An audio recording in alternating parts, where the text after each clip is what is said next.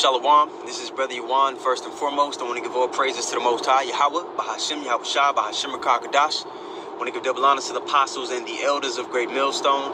And I want to say Shalom to all the brothers and, of course, the few sisters who are pursuing this truth in sincerity. All right? May the blessing of election be upon your house. Now, the Lord giving us the eyesight, bestowing upon us this understanding, is the most precious thing somebody can be given. To be given that gift of faith, woo! Because that's the ticket out of the escape. That's the ticket to escape the destruction. We seek salvation. That's the goal for us all. Because we know of these things that are getting ready to take place. You know, I put little flashes of it in my intro. We know of the things that are getting ready to take place upon the earth, man. It's going to be the worst time, documented or undocumented. And we know that pursuant to the scriptures.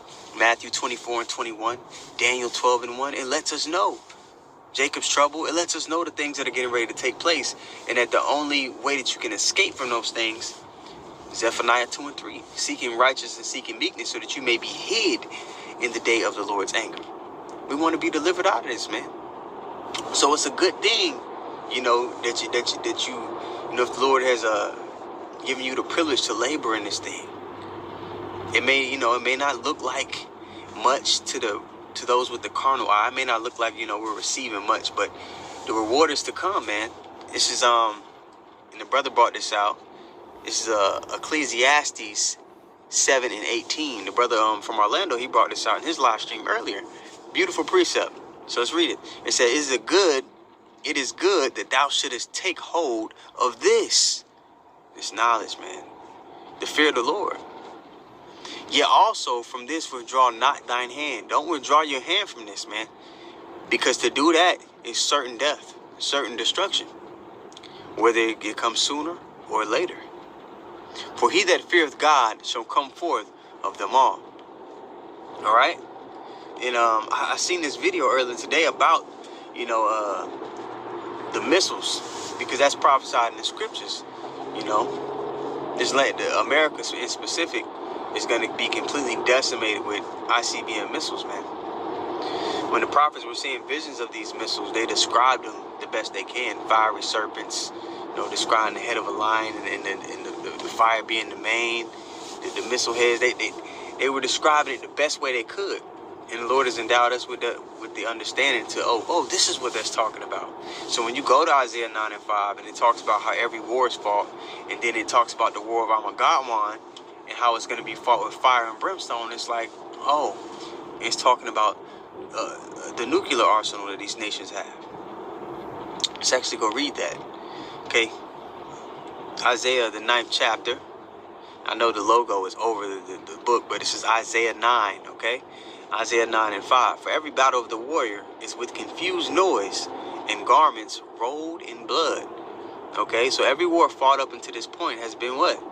Men fighting with swords, guns, people getting shot, right? Garments rolled in blood, losing limbs, you see? But this shall be with burning and fuel of fire, screams, gun going off. But it says this one's going to be different from all of those. In what fashion?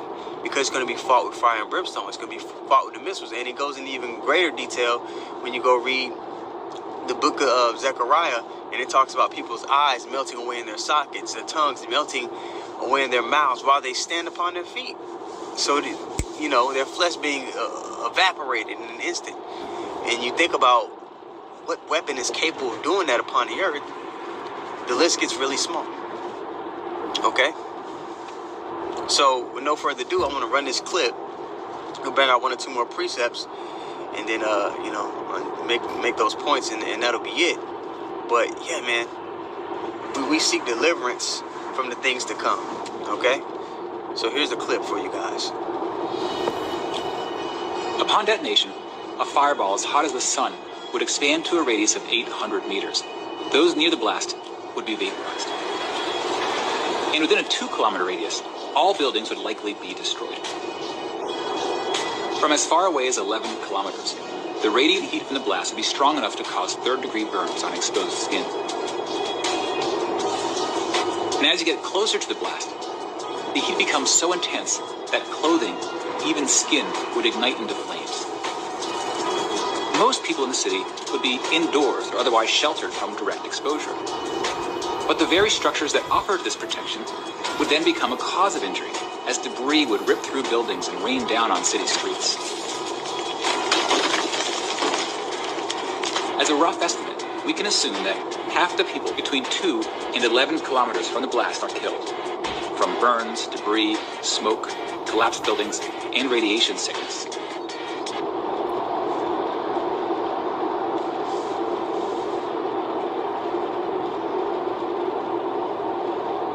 Alright? So we seek deliverance from those things. And there's only one avenue, there's only one way of deliverance. All the doomsday prepping, fleeing, it's not going to allow you to escape the perils, man. The missiles are just a cherry on top of all the other judgments that are going to be preceding it. The famine, war, martial law, FEMA camps, the forcing down the throat on the people of the MOTB. All these things, are going to grip the earth in untold fashions, man. All right?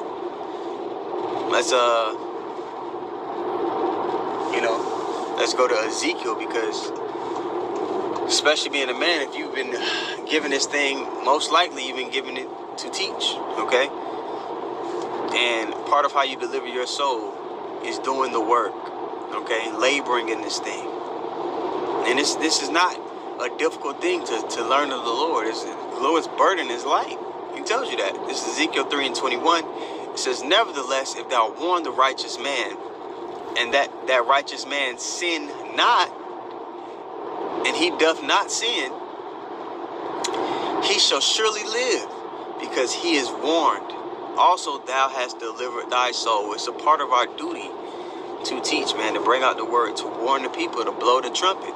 Watchmen, back in ancient times, when they would be upon the city towers, they would watch. They would look upon the horizon. They would survey the land and see if there was any intruders, anybody coming to invade. And their job, was to warn the people, to blow the trumpet. And we're lifting up our voice as a trumpet, as commanded in Isaiah 58:1, and showing our people their transgressions, man, in hopes that they might repent, so that they could be delivered from the great destruction. So, yeah, man, this is the most beautiful thing that you can be endowed with. Nothing is worth losing it. None of the consolations of the world, it's all fool's gold. Anything that your heart desires, you're going to receive it 100-fold in the kingdom. But you have to have patience. It comes with counting the cost of this thing, man. When you come in this thing, it's rite of passage that you're brought low. That people, most of the time, people are going to see you as insignificant. You're not going to get recognition. You're not going to get the pats on the back. You're not going to feel like the man. You're speaking to a guy who,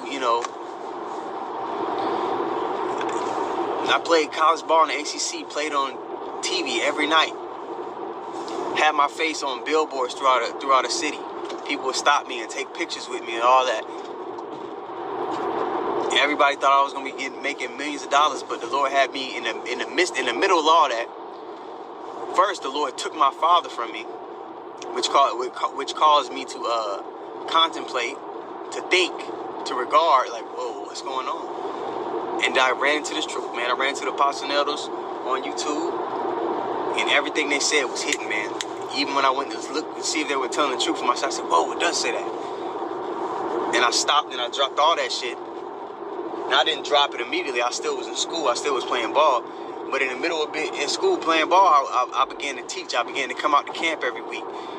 Even though I was threatened that I could lose my scholarship if I kept teaching, which they couldn't do that. I can still continue to teach. University receiving hate mail for things I was doing. Still continue to teach. I even had, when they tried to shake me down, they tried to shake some of my teammates down too, because some of my teammates were learning about the truth. They all stopped teaching and went back and, just did as they were told, not me.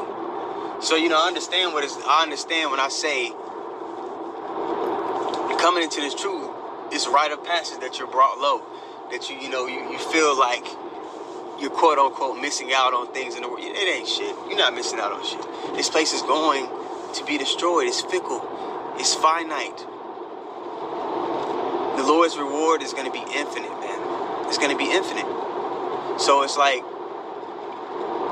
you know, I seeing that the video Elder Manasseh Zakbar uploaded earlier today about one of the Benjamite brothers. You know, the Lord took him out because he wanted to go back into the world. It breaks, man. It's heartbreaking to hear stories like that. But all we can do is fear the Lord and hope that we're a part of this number. We've been called, but we got to continue to walk in this path, man. Don't fuck this up. Don't. It ain't worth it. It's certain death to go back into the world. All right, so with that being said, man, Lord willing, the lesson was edifying, and I know it was short. I'm headed to camp right now. Almost there. I'm live streaming on my backup page. I'm uploading videos the next 2 weeks on my backup page. Brother YAWANAT, GMS YAWANAT is down. But yeah, man.